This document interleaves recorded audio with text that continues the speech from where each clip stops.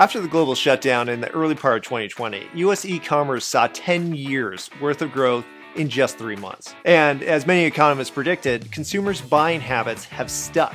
In fact, the trend toward online shopping is only continuing to skyrocket. By the year 2040, it's assumed that 95% of all retail purchases will be facilitated in some way by e-commerce. But do you want to know what the really crazy part is? All of those billions of dollars in current online sales are still only 16% of retail purchases. That means this party is just getting started. So then, why is it that almost all Shopify stores are failing when consumer demand is skyrocketing and the market is relatively untapped? It's because e-commerce marketers and store owners are being misguided and, as they say down here in Texas, y'all are getting the sizzle, not the steak.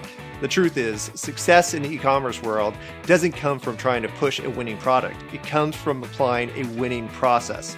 Let me show you something. This is the revenue report for an e-commerce store called Black Hair. Until recently, their highest monthly revenue was just a couple $1,000s. They struggled being just another t-shirt shop in a sea of print-on-demand stores. But after focusing on a winning process over a winning t-shirt, their business exploded. In only a couple weeks of adopting this new approach, they were able to go from just a few $1,000s a month to well over $30,000 a month in a short period of time. And this process isn't just for beginners. This monthly revenue report is for an established jewelry business that plateaued at about $100,000 a month.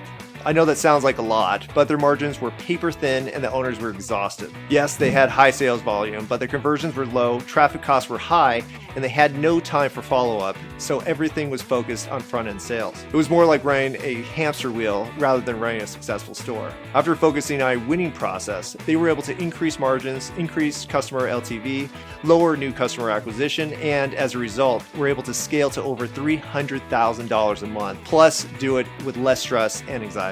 So what is this winning process? You need to watch my next video to find out.